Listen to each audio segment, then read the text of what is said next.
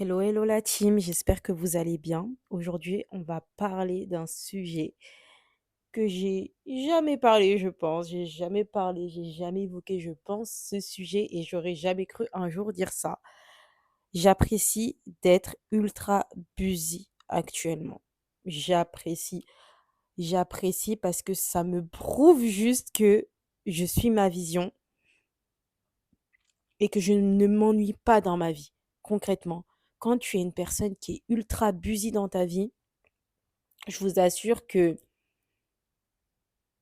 ça te demande encore plus de temps pour toi afin de t'organiser, pour pouvoir avoir du temps pour toi, pour ta vie, pour les personnes qui sont autour de toi, pour ta famille, savoir faire des breaks et trouver un équilibre mental. Là, à première vue, on peut se dire, mais qu'est-ce qu'elle me raconte? Comment ça, elle apprécie d'être busy concrètement? Après, ça dépend. Quand tu es busy pour tes propres projets ou des projets que tu animes, on va pas se mentir que ou même, une passion, quelque chose que tu apprécies, enfin voilà, tu as la tête dedans. On va pas se mentir que quand ça nous apporte des choses, quand ça nous remplit notre cœur, quand on a la sensation de s'accomplir au quotidien, c'est plus facile de se lever le matin et de se dire: «Comment je vais structurer tout ça?» et moi, le conseil que je peux vous donner, c'est apprécier ces moments de construction, ces moments où vous flânez, autour de vos projets, autour de vos hobbies, autour de tout ce que vous faites. Parce que concrètement, ce moment-là, enfin chaque moment qu'on vit dans notre vie, on ne le vivra pas une deuxième fois. Même si on se lance dans un autre projet, on se relance dans quelque chose, et cetera, ça aura pas le même goût que la première fois dans laquelle on se lance. Pour laquelle on se lance, pour laquelle on se pose dessus. Et honnêtement, tu te rends compte que tu évolues quand tu es dans ce genre de situation dans ta vie. Parce que il y a quelques années peut-être, tu n'aurais jamais pensé que tu consacrerais la majorité du temps de ta vie, du moins en semaine, hein,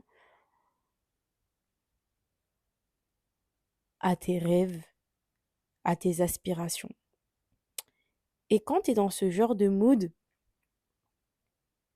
c'est tellement magnifique parce que c'est pas tout le monde qui a cette opportunité de assez croire en elle. Je parle d'une personne, que ça soit lui ou elle, peu importe, pour te lancer dans tes aspirations, que ça soit pour travailler dans une société, le poste de tes rêves, etc., etc. Et quand tu te rends compte de tout ce que tu peux faire, tu te rends compte petit à petit que pendant toutes ces années, c'est toi, tu avais ces pensées limitantes dans ta tête, tu t'es construit tes propres barrières et c'est ça qui t'empêchait de vivre ce que tu vis actuellement. Après, j'ai envie de vous dire que chaque chose vient à temps dans notre vie. On ne peut pas accélérer les choses. Tout ce qu'on vit dans notre vie est plus ou moins construit de manière parfaite afin qu'on vit certaines expériences comme des leçons d'apprentissage, des rencontres dans notre vie, des échanges qui nous permettent d'être la personne qu'on est et qui nous ont permis également de construire les outils pour construire ce qu'on veut actuellement dans notre vie. Et être une personne ultra busy, ça te fait penser à un moment où tu étais plus peut-être en train de structurer les choses dans ta tête, d'éclaircir tes idées dans ta tête et tu avais la sensation peut-être de faire du surplace. Mais finalement, cette partie de construction mentale, cette partie de clarifier tes idées, tes pensées, elle était primordiale. Ça veut dire que peut-être là, tu te dis: «Ouais, je suis busy» et cetera. C'est tout simplement parce que pendant une période de ta vie, tu étais pas autant occupé que là maintenant. Mais ça veut pas dire que pour autant, ce que tu faisais avant, tu étais pas aussi busy. Peut-être dans ta tête, tu l'étais déjà, mais là, tu sais réellement c'est quoi être busy, vraiment, d'être une personne ultra, occupée dans sa vie. Parce que tu te rends compte tout simplement que même pour toi-même, tu n'arrives pas à trouver du temps parfois pour toi. Et d'ailleurs, je vous conseille 2 fois par semaine d'avoir des journées off. Moi, personnellement, c'est le samedi et dimanche, je ne travaille pas, même si j'ai pas fini tous les objectifs de ma semaine. C'est pas grave, c'est reporté à lundi, quand c'est comme ça. D'écouter son corps et votre corps, votre mental, il vous remerciera pour ça. Parce que c'est pas en surchargeant son cerveau, son corps, d'activités, de pensées, que vous avancerez plus vite. Croyez-moi, croyez-moi. Et être une personne busy dans sa vie, très occupée, qui a plein de choses à gérer, ça dépend, c'est pourquoi.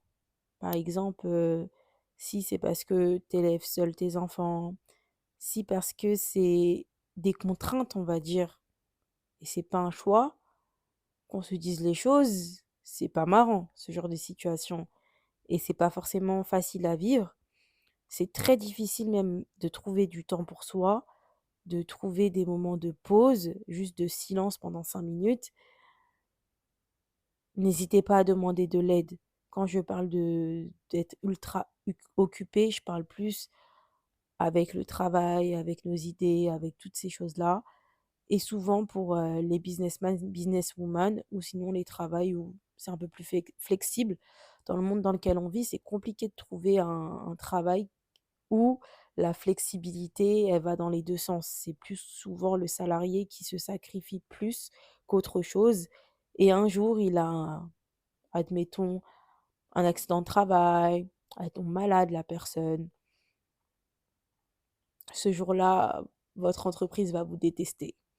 Alors que pendant des années, tu as consacré des heures, des horaires pas possibles, tu as consacré du temps même en sacrifiant des moments de famille, en vivant des fêtes religieuses au travail et tout ce qui s'ensuit, des habitudes, des rituels de vie que tu avais de base et que le travail a chamboulé, ça, ils ne vont pas penser à ça.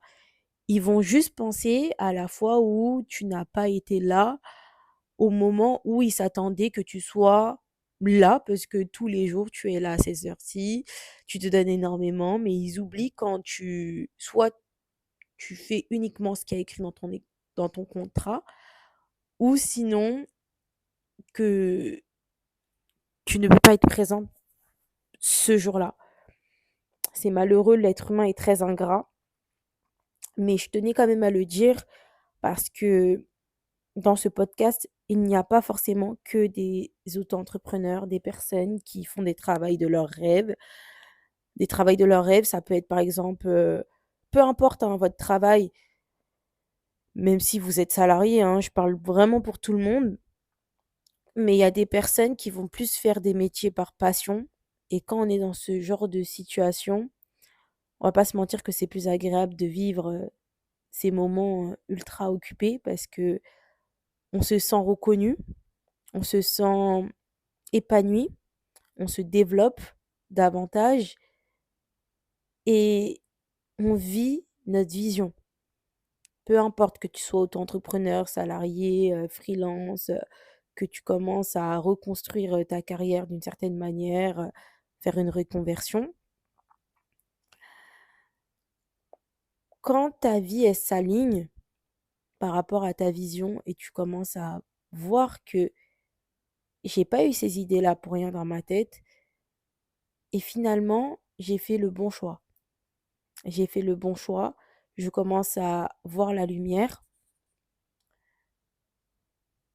Tu te rends compte que tous ces moments-là, ce sont des moments de construction, d'élévation.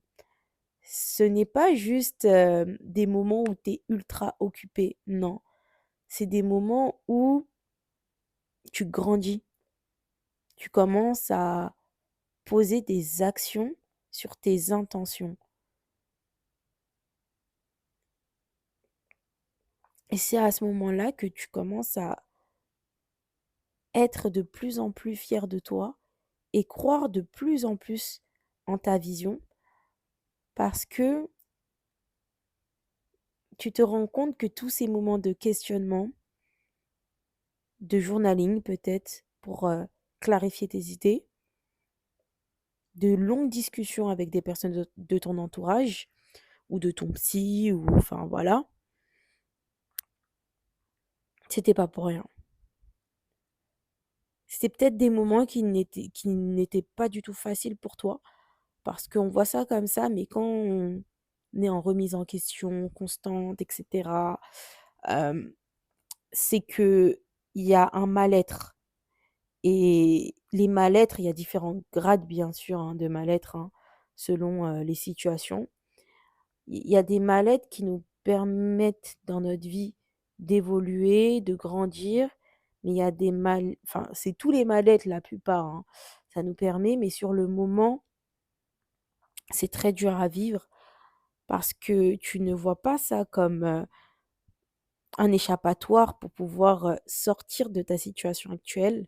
C'est comme un signal d'alarme pour moi qui se déclenche parce que tu te rends compte que je ne suis plus à ma place là. Je ne suis plus à ma place, que ça soit un travail ou même ta situation actuelle, ton mindset du moment. Tu commences à comprendre que tu n'es plus forcément aligné.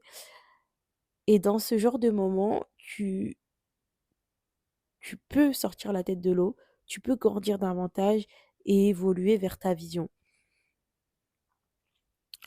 Quand je parle d'être occupé, je parle de cet aspect-là. Bien sûr que ce n'est pas facile d'être une mère, d'être un père, d'être étudiant, étudiante, d'être dans ce genre de situation où tu dois courir partout.